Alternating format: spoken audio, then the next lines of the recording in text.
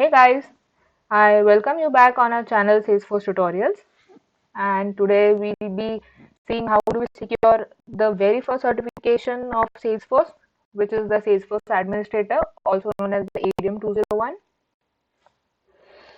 So guys, as you know that in this striving world, you need to be the best if you want to secure a good position in your dream job, and for that you need to have good knowledge about the work that you do, and you also need to know the importance of the certifications that Salesforce provides you.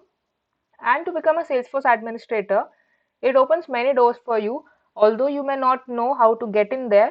But then don't worry, we are always there to help you with that.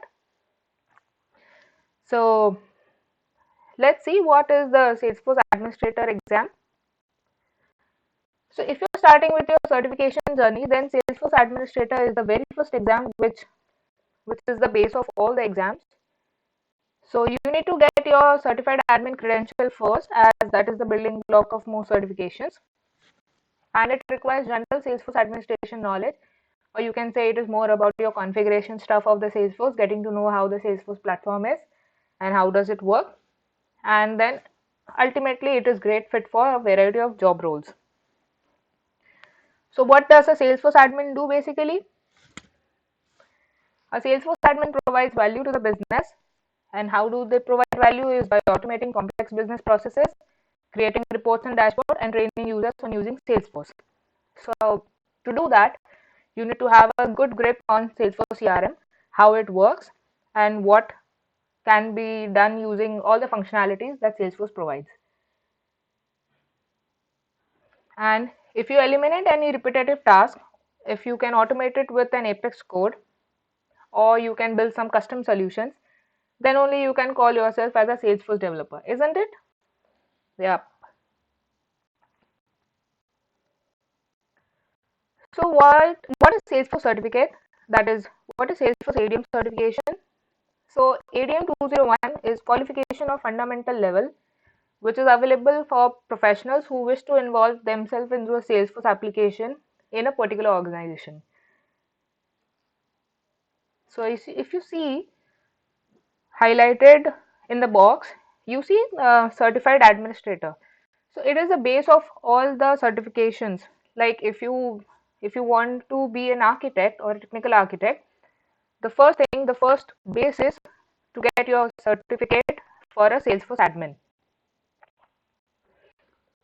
Now, who should be getting the certificate? As I already told you, people who wish to, go for their journey to CTA, or they want to explore more into Salesforce, or they want to qualify into a fundamental. If they want to qualify into fundamentals of Salesforce, then all those people out there can certainly go for the certification. So Salesforce admin certification is suitable for individuals who are looking to build a career in Salesforce, as it is a base of all. Then who wish to be the system admins. It is also for the sales operational professions. Then even IT managers and product managers can go for it. Now, how does the Salesforce admin exam looks like? So it consists of 60 multiple choice questions, and it's a 90-minute exam. And needless to say, the passing percentile is 65%. So if you get even 1% less than 65, that means you have to retake the exam again. So let's get started with the preparation, and I know that nobody wants to fail in that. So let's be very firm with the preparation. So here if you see, these are all the main topics which hold quite a good weightage when it comes to giving your ADM exam. So right from the organization setup, how it is, how the OWDs and other things, it is one of the main concepts. Then you need to know the user setup, the profile, the permission set, how does they work, what to be given when, all the licenses, everything. You have global user interface, you have the security and access, you have standard and custom objects, then sales cloud, how is the service cloud, the basics of them. You need to know chatter, You need to know what kind of reports are there, when to use which report, how to create dashboards, and so on.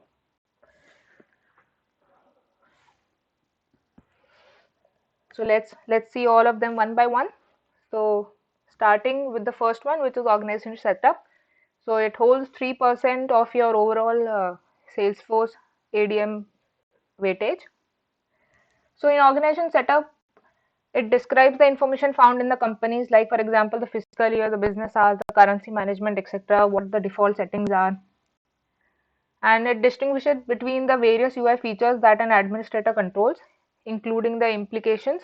For example, how you can change your user interface, like if you want to have it in Lightning or you still want to use the classic version, then how the search settings can be used, how can you create or delete list views, what all filters you can apply in that, how can you modify the home page layout. So all the basics of the CRM organization setup. The second one which we have is the security and access. As you can see, it is 13%. So this, you really need to have a best understanding of this. So it deals with various organization security controls, like the passwords, the IP restrictions.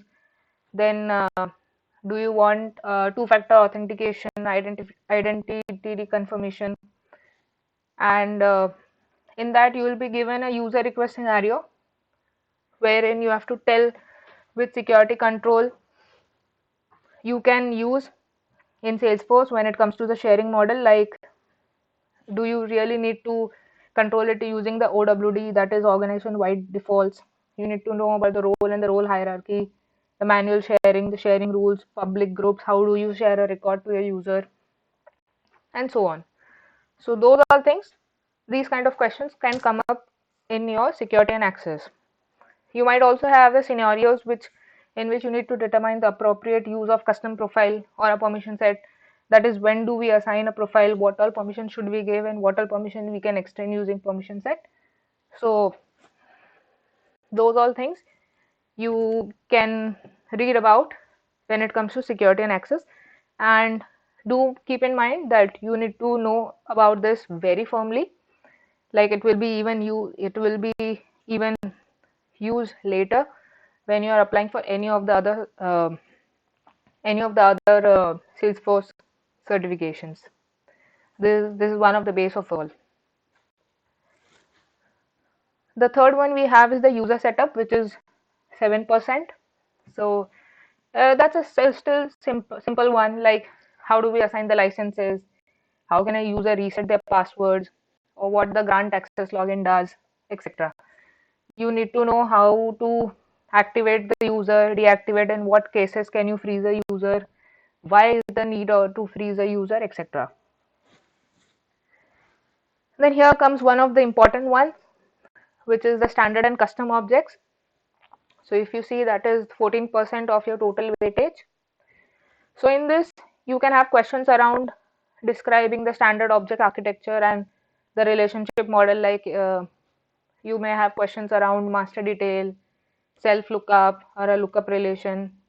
Questions revolving around them, in which you will be given scenario like two objects have master detail. So you might have questions like on which object can you create, or on in which scenario can you create the roll-up summary. So all that it deals with your standard and custom objects. So you need to know about how to create, delete, customize fields, how can you modify the page layouts. Then you can even determine how to create and assign page layouts, what record type does, and what all business processes can you set up for custom and standard objects. So the two of the main concepts that you really need to know very nicely is the standard and custom objects, and the other one which I told you is the security and access. Moving further, you see the sales and marketing applications. In this, um, you might have questions around setting the sales process. How do we differentiate the sales process on basis of, like, can you differentiate it on basis of some record type, etc. You might be given a scenario in which you have to identify the appropriate sales productivity features using opportunity tools. know when to use the product and price books. And you might have questions around the lead conversion, the lead automation, from where in the leads can come in, and how to convert web to lead. So all that questions, they might come up when it comes to sales and marketing applications. The other one which we have is the service and support application. So it basically deals with most of it deals with the case management.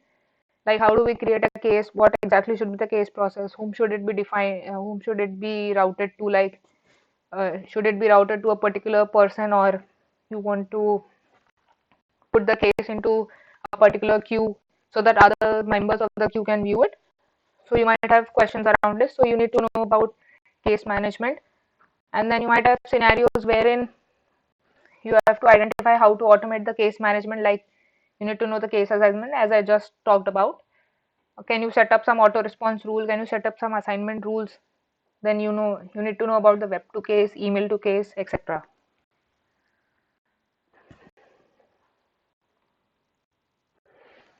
The other one we have is a very small topic, that is activity management and collaboration. Doesn't hold much weightage, it's just merely 3%.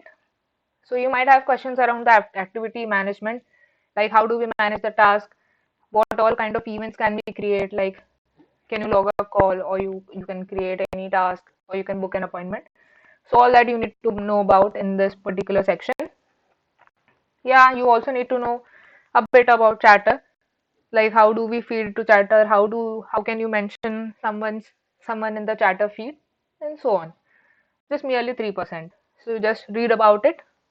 But yeah, focus mainly on the other ones which hold higher weightage. Then you have data management. So as the name says, like data management. So you as you all know that we have various tools, like we have import wizard, we have data loader. So it mostly deals around all these things. So you might have questions in which you can describe the consideration when importing, updating, transferring, or mass deleting any of the data. Like when to use it, when will you need a CSV file, and you need to know about the field mapping if you want to upsert it or you want to update it. You might have scenarios wherein you need to identify a tool which is best suited for any of your data management. So for that you need to know the pros and cons of data loader as well as the data import wizard. Then describe the capabilities and implications of data validation tools. And lastly, describe the different ways to backup data. Like if you want to take the backup, so how do you export data from data loader or using other tools. This one, actually this section is very simple. If you know about data loader, then you can answer any of the questions which is related to data management. The other one we have is reports and dashboards. So in this you need to know what all kinds of filter does a report have, when to use a metric one, when to use a summary report, how do we create joint reports, and what do we need to create first, the folder or the report, where do you store your report. So you have all those kind of questions when it comes to reports and dashboards. And you need to, yeah, one main thing is you need to know what is the impact of sharing model on report. You also need to know all the options that you have, that you might get when you are creating or modified the dashboard, like how do you place your dashboard components, how do you add reports into it, how do you create the different kind of dashboard like a pie chart or a bar graph. And how what I can say, like how can you differentiate between who who should be viewing what kind of a dashboard. Like as system admin, you if you want to show 4 pie charts, or whereas by a particular user only you only want to show one of them. So that all these kind of questions might pop up when it comes to reports and dashboards. Then workflow and process automation is still a very small topic. Just you need to know about the process builder and workflows. What are the different types of actions that you can perform on workflow? When do we create a time dependent workflow? How many time dependent workflows can be in the queue? So all these things. The second last is again a very small one, that is desktop and mobile administration, which is like 3%. So you need to know about Salesforce mobile app, as the name says, desktop and mobile administration, very small topic. You need to know how do we install and synchronize the option of Salesforce Lightning for Outlook.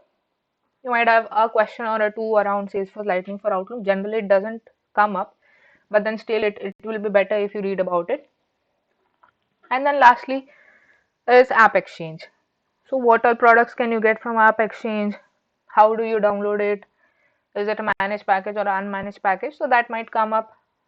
These kind of questions might come up when it comes to App Exchange. Yeah, for better preparation, I would suggest you that you go through the preparation guide for administrator, which is readily available on the Salesforce site. So if you can go by topic wise preparing for your administrator exam. And nowadays Salesforce has also introduced a trail mix, which is preparation for your ADM 201. So in that you have different modules which you can cover and get in depth about all the configuration part of Salesforce and get your concepts really strong, so that any kind of question which comes up, you will be able to answer it easily. And yeah, lastly, if you really want to practice and get good score, not just 65%, but yes, more than that, obviously, then I would suggest that you repetitively give the mock exam, which is available on ProProf, which is a site. I'll also mention the site in the description box, so it will be easy for you to go and just get your mock exam on that particular site. And as more mock exams you give, it will be good. So you will be you'll get a good idea on how the kind of questions come up and how well is your concepts. So yeah, these are two main things. I would again repeat that you go to the trail mix for preparation of your admin exam, and the second one is do give your mock exams so that you really get a good score. And yeah, in the end, lastly, all the best for your exam. And yes, if you have any questions or anything, you can post them into the comment section below, and I'll be very happy to answer them. And yeah, if you really like our video and our channel, please do subscribe to it. Bye guys, see you in the next video.